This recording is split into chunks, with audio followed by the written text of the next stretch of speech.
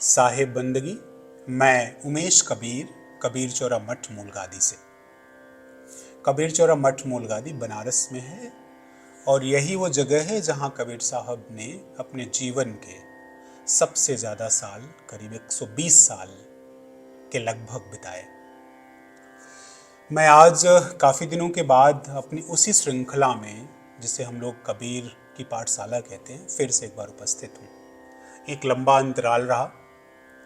उस अंतराल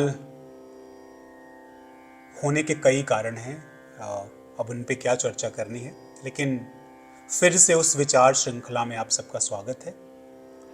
और आज मैं, जैसा कि हम लोग कबीर साहब की पाठशाला में कबीर साहब के दो विषयों पे बात कर रहे थे, एक तो गुरु का अंग और दूसरा प्रेम का अंग।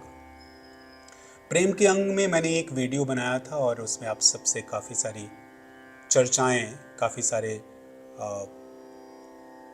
पहलुओं पे बात करने की कोशिश करी थी। आज मैं, जैसा कि मैंने कहा था कि ये श्रृंखला जो है ये विचार की श्रृंखला है, तो विचार की श्रृंखला में आप सबका स्वागत है। और जैसा मैंने कहा था कि मैं आप सब के साथ विचार साझा करूंगा और कुछ प्रश्न भी थे, उन प्रश्नों के कुछ उत्तर हैं। जैसे एक प्रश्न था कि आप प्रेम से क्या समझते हैं और प्रेम क्या है। तो पहले हम कुछ कमेंट्स देखेंगे, कुछ प्रश्न देखेंगे जो भी लोगों ने किए हैं मुझे पर्सनली या फिर यूट्यूब पे। उनको पहले देखकर उन पे थोड़ी चर्चा करेंगे, फिर कबीर साहब के प्रेम पर आएंगे। तो जो पहला कमेंट मैं पढ़ रहा हूँ, ये कमेंट जो है वो प्रदीप जी का है। प्रदीप जी जो हैं वो लाडुंदा राजस्थान से हैं। उन्होंने लिखा है साहब बंदगी। उन्होंने लिखा है कि आपने बड़ी अच्छी तरह से समझाया कि प्रेम क्या है। धन्यवाद प्रदीप जी। और वो आगे लिखते हैं कि प्रेम वो कर्म है जिसके कारण अपनी सुध बुध खोकर भी कर्म करते रहा जाए। बहुत सुंदर, बहुत खूबसूरत बात है। फिर आगे वो लिखते हैं कि प्रेम तो हम पतंगे से सीख सकते हैं। जैसे पतंगा जो है वो अग्नि के प्रेम में होता है और फिर उसके चारों तरफ वो घूमकर अपने प्राण दे देता है। ये आप और हम सब ने देखा है। फिर वो कहते हैं प्रेम जो होता है वो चकोर का प्रेम होना चाहिए, जो चांद को निहारता रहता है। और फिर वो आगे ये भी लिखते हैं कि इंसान प्रेम नहीं करता, वह बुद्धि चलाता है और फायदा नुकसान देखता है, तो प्रेम कहाँ हुआ। और फिर वो लिखते हैं कि प्रेम ही भक्ति है। बड़ी गहरी समझ है प्रेम को लेकर के, और मैं बहुत खुश हूं कि प्रदीप जी ने कमेंट यहाँ पे लिखा है। निश्चित ही प्रेम में कुछ पाने की चाह नहीं होती है, प्रेम में मिट जाने की चाह होती है। निश्चित ही प्रेम चंद्रमा और चकोर जैसा ही होना चाहिए। तो प्रदीप जी का ये कमेंट है। और आगे देखते हैं आगे किसी ने क्या लिखा है। ये चूंकि मैं नाम तो नहीं समझ पा रहा हूं, लेकिन इसमें छोटा भीम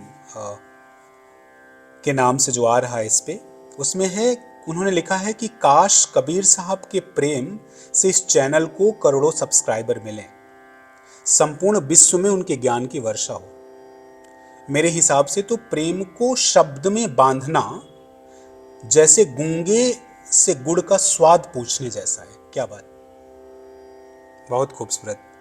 प्रेम की अनुभूति के बारे में पहले तो आपको धन्यवाद कि आपने इस चैनल के लिए लिखा कि इसे काफ़ी लोग, करोड़ों लोग सब्सक्राइब करें, उसके लिए आपको धन्यवाद। और निश्चित ही प्रेम की वर्षा तो पूरे विश्व में होनी चाहिए। और उन्होंने लिखा कि प्रेम को शब्द में बांधना मुश्किल है। सहमत हूं मैं, बिल्कुल सही बात है। प्रेम को शब्द में नहीं बांधा जा सकता। वो तो गूंगे का सरकरा है, जो गूंगे से अगर आप वो गुड़ खा ले और फिर उससे आप पूछिए कि प्रेम, वो गुड़ का स्वाद कैसा है, बहुत मुश्किल है बताना। बिल्कुल सही बात है। एवीएस मंजरी जी का है कि साहेब बंदगी, प्रेम इस संसार का लौकिक और पारलौकिक स्रोत है। बहुत खूबसूरत बात, आपको बहुत बहुत धन्यवाद। मनोरंजन शुक्ला जी ने लिखा है कि प्रेम में ऊंचा चढ़ना ही श्रेष्ठ है। उन्होंने लिखा है कि राधा और मीरा ने शायद यही प्रेम प्रदर्शित किया। निश्चित ही राधा जी का और मीरा जी का जो प्रेम है वह पारलौकिक है और वो सच्चे प्रेम की एक झलक है। और कुछ कमेंट्स हैं, हमने आज 2-3 कमेंट्स लिए हैं। नेक्स्ट टाइम फिर से हम कुछ और कमेंट्स लेंगे और उन पे चर्चा करेंगे। तो पिछली बार हम सब ने चर्चा किया था कबीर की एक साखी पर। कबीर साहब की एक साखी वो है कि प्रेम प्रेम सब कोई कहे, प्रेम न चीन्हे कोई, जहि मार्ग साहब मिले, प्रेम कहावे सोए। इस पे चर्चा हम सब ने पिछली बार की थी। आज कबीर साहब की एक साखी और लेते हैं जहां कबीर साहब कहते हैं, प्रेम प्रेम सब कोई कहे, प्रेम न चीन्हे कोई, जा मार्ग हरिजी मिले, प्रेम कहावे सोए। साथ ही वो कहते हैं कि प्रेम प्रेम सब कोई कहे, प्रेम न चीन्हे कोई, 8 पहर भीगा रहे, प्रेम कहावे सोए। तो इस पे जो है समझ की एक कसौटी होनी चाहिए। हालांकि प्रेम समझ का विषय नहीं है, बुद्धि का विषय वो है ही नहीं, लेकिन इस पे चर्चा हम अगर करें और समझने की कोशिश करें तो कबीर साहब करें 8 पहर भीगा रहे। ये भीगना क्या है? प्रेम में कोई कैसे भीग सकता है, प्रेम में कोई कैसे सराबोर हो सकता है, यह समझने का विषय है।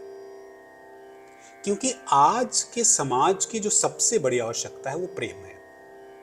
आप देखें, अगर आज के इस पूरे समाज को हम देखने की कोशिश करें तो प्रेम काफी हद तक लुप्त सा हो गया है। हम अलग अलग सामाजिक विषयों को लेकर आपस में लड़ झगड़ रहे हैं। कई बार मंदिर और मस्जिदों को लेकर झगड़ रहे हैं। और कबीर साहब का जो प्रेम है वो मानवता का प्रेम है। इस बारे में कबीर साहब बात करते हैं। तो वास्तव में प्रेम में जब कोई भीगेगा, 8 पहर, हर पल हर प्रहर अगर वो उसमें भीग जाए, उसमें रम जाए, तो फिर जो परमात्मा है वह अलग रह ही नहीं जाता। क्योंकि हमारा जो वास्तविक स्वरूप है वह प्रेम का हो जाता है। इस बात को कबीर साहब बखूबी कहते हैं और हमें समझाते हैं। तो प्रेम को इस तरह से समझा जाना चाहिए, 8 पहर भीगा रहे। अब कुछ एक बातें हैं, जैसे प्रेम कैसे उतरता है, किसी व्यक्ति में प्रेम कैसे उतर सकता है?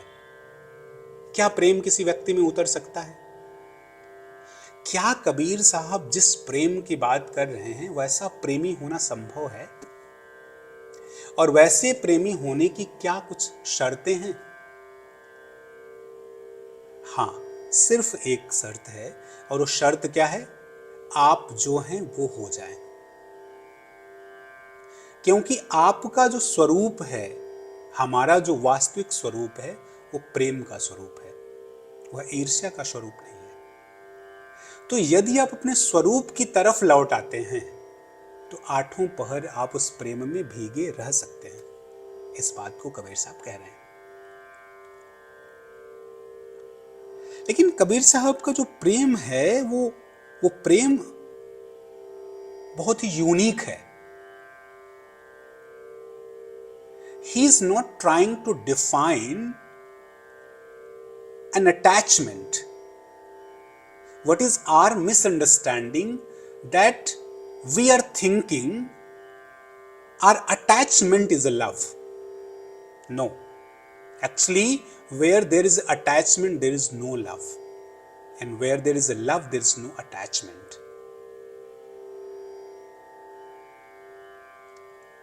इस बात को समझा जाना चाहिए। Where there is attachment, there is no love. What are we doing?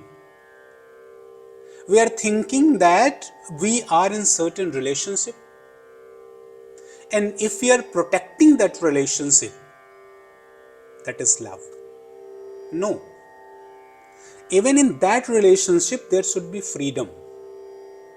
If you are free, then only you can love anybody. But nowadays what is happening? we are thinking that if we are united through the procession of marriage, then we are loving each other. If it is true, then why divorce is taking place? What is reason behind it? The reason behind it that we stopped loving ourselves. First, we need to learn how to love ourselves. And the very day when we start loving ourselves, then only we will be able to love everybody. That's what Kabir Sahib is trying to make us understand. And when we start loving ourselves, then only our ultimate source become awakened. And when our ultimate become awakened, then will flourish as a love. Then will flourish as a complete human being. So 8 पहर भीगा रहे, ध्यान देने की बात है। और जे ही मार्ग साहब मिले, अगर ये घटित होता है तभी ये प्रेम है। जैसा कि हम सब ने भी देखा कि इसमें जो है प्रदीप जी ने, मनोरंजन जी ने, छोटा भीम के नाम से किसी ने जो कहा है, प्रेम को शब्दों में बांधना मुश्किल है।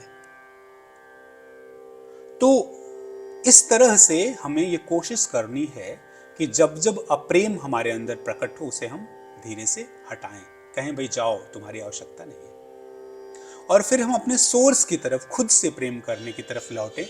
फिर देखें हमारे समस्त रिश्ते, हमारे सारे नाते, हमारा जीवन बहुत खुशहाल होगा, मस्त होगा। हम सबको अपने जीवन में मजा आएगा। और जब आपके अंदर प्रेम होगा तभी आप प्रेम दे पाएंगे। तो आइए प्रेम की इस राह को और ज्यादा समझते हैं, आगे बढ़ते हैं। कोशिश करूंगा कि इस श्रृंखला को अब मैं कंटिन्यू रखूं और कबीर साहब के एक एक साखियों पे इसकी चर्चा होती रहे। मिलते हैं फिर आप सबसे जल्दी ही। आप सब अपने प्रश्न भेजते रहें, प्रश्नों में आपकी जो समझ है उसे भी कहते रहें। आप सबका स्वागत है। एक बार फिर इससे आप सबको साहब बंदगी।